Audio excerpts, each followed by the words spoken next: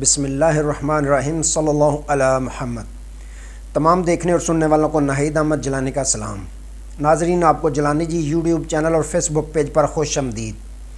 اللہ عز و جل سے دعا ہے اللہ عز و جل آپ کو جہاں بھی رکھے اپنے اہل خانہ سمیت باخیریت رکھے، خوش بھی رکھے اور محفوظ بھی۔ ناظرین اکرام، اپنی گفتگو کا آغاز کرنے سے پہلے تمام خواتین و حضرات سے یہ گزارش ہے جو ہمارے چینل پہ بھی نئے ہیں وہ جیلانی جی چینل سبسکرائب فرما لیں تاکہ روزانہ آپ تک ہماری نئی ویڈیوز آسانی کے ساتھ پہنچ سکیں۔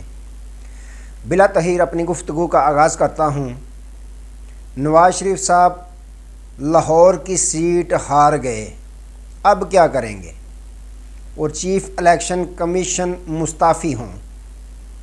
عمران خان کا مخالف بھی ان کی رہائی کے لیے بول پڑا۔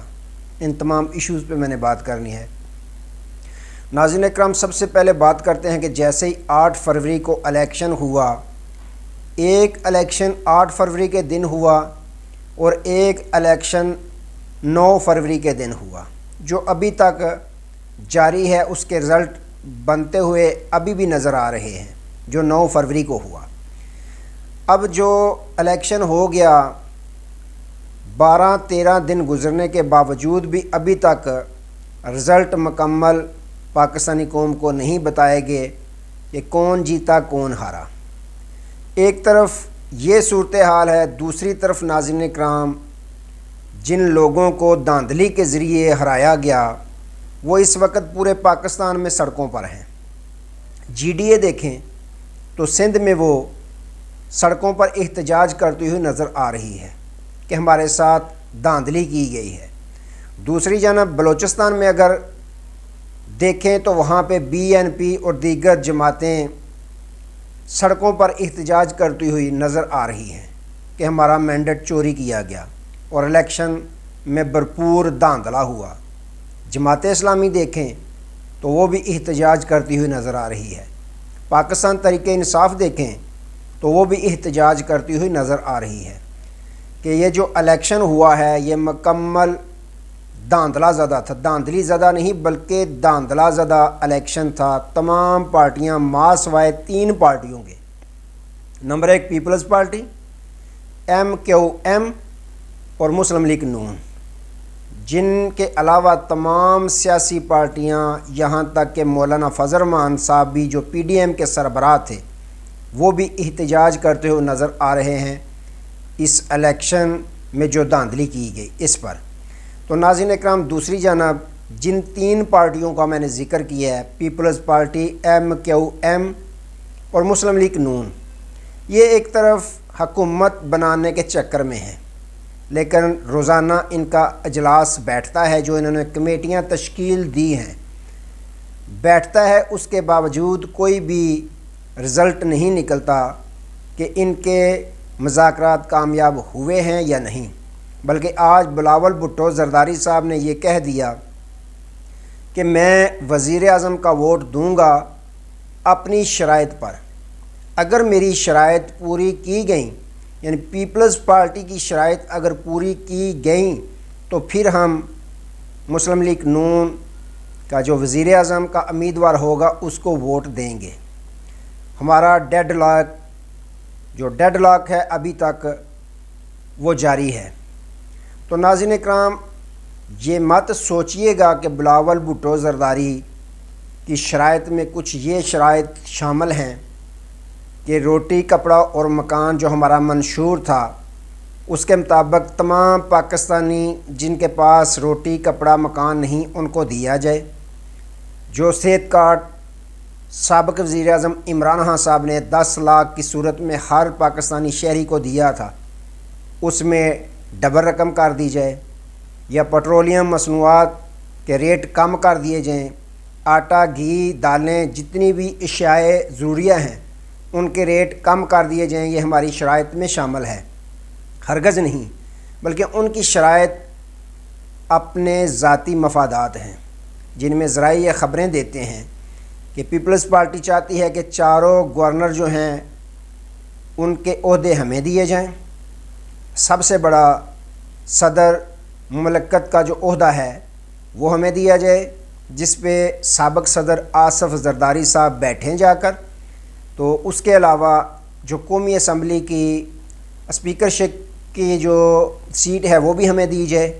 یہ ان کے مطالبات ہیں، یہ ان کی شرائط ہیں جن پر ڈیڈ لاک باقاعدہ جاری ہے ان کے بقول کہ ہماری شرائط پوری ہوں گی تو ہم وزیر اعظم کا ووٹ دیں گے، اس کے علاوہ ہم ووٹ نہیں دیں گے۔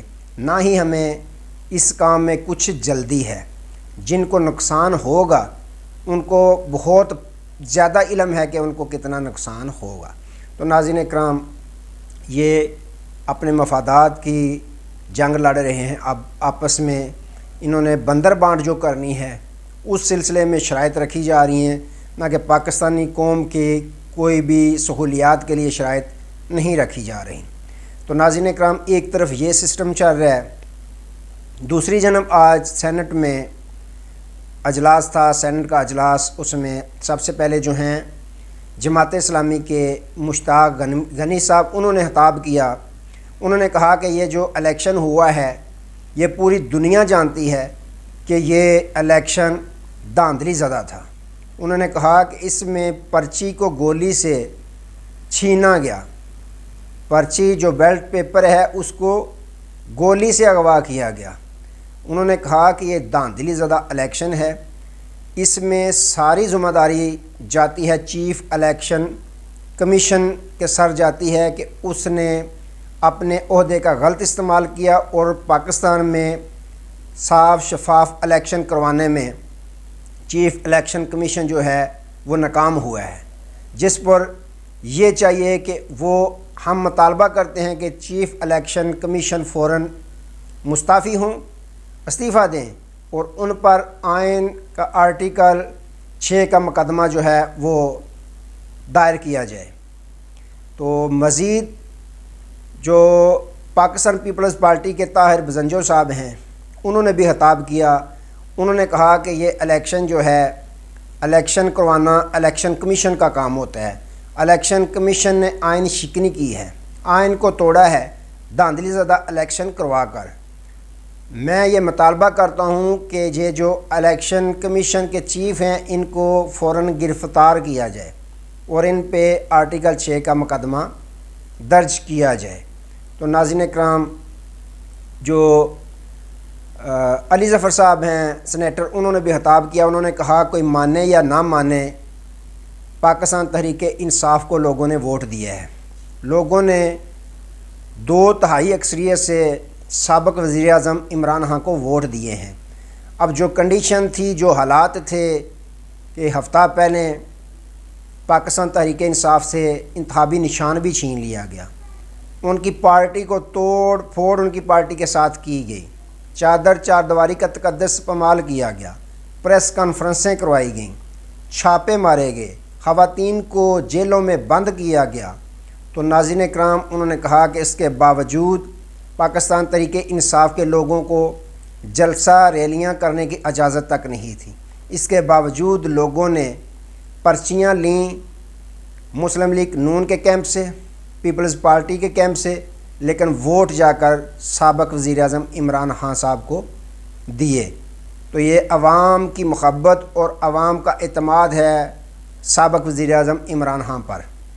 ہم یہ مطالبہ کرتے ہیں کہ ہمارے جو الیکشن پہ ڈاکہ ڈالا گیا ہے، چیف الیکشن کمیشن فوراً استعفیٰ دیں۔ ہم یہ مطالبہ کرتے ہیں کہ وہ استعفیٰ دیں تاکہ جو نیا آنے والا چیف الیکشن کمیشن ہوگا وہ انکوائری کرے، تحقیقات کرے اور رزلٹ جو درست ہیں وہ بنائے جائیں۔ تو ناظرین اکرام، اس کے ساتھ ہی مسلم لیگ نون کے جو سینیٹر ہیں مشاہد حسین سید، انہوں نے بھی خطاب کیا۔ انہوں نے کہا جن حالات میں پاکستان تحریک انصاف نے الیکشن لڑا اور بڑی پارٹی کے طور پر جیت کر پارلیمنٹ میں پاکستان تحریک انصاف آئی ہے، میں تمام جیتنے والے امیدواروں کو مبارکباد پیش کرتا ہوں اور میں یہ مطالبہ کرتا ہوں کہ سابق وزیر اعظم عمران خان صاحب اور ان کے جتنے بھی سیاسی کارکن گرفتار ہیں ان کو فی الفور رہائی دی جائے۔ تو یوں ناظرین اکرام، یہ مسلم لیگ نون کے سینیٹر ہیں مشاہد حسین سید، پاکستان تحریک انصاف کے مخالف ہیں، تو یوں خان صاحب کے مخالف نے ہی مطالبہ کر دیا کہ سابق وزیر اعظم عمران خان صاحب کو رہا کیا جائے۔ تو ناظرین کرام، یہ جو پریشر تھا آرٹیکل 6 کا، گرفتاری کا، یہ اثر کر گیا، اثر دکھا گیا۔ آج سماعت تھی ڈاکٹر یاسمین راشد صاحبہ کی، جو مسلم لیگ نون کے قائد میاں نواز شریف صاحب کے مد مقابل حلقہ NA 130 سے امیدوار تھیں، جو جیتی ہوئی تھیں۔ دھاندلی کے ذریعے میاں نواز شریف صاحب کو فارم 47 میں جتایا گیا۔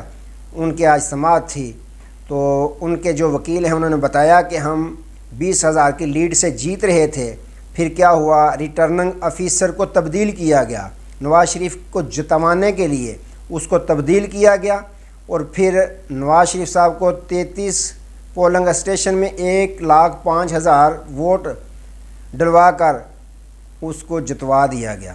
تو ناظرین اکرام، پھر وہ پریشر کام کر گیا۔ آج چیف الیکشن کمیشن کو مجبوراً پھر نوٹس جاری کرنا پڑا میاں نواز شریف صاحب کو، اور طلب کر لیا ROs کو کہ تمام ریکارڈ لے کر 27 فروری کو حاضر ہوں۔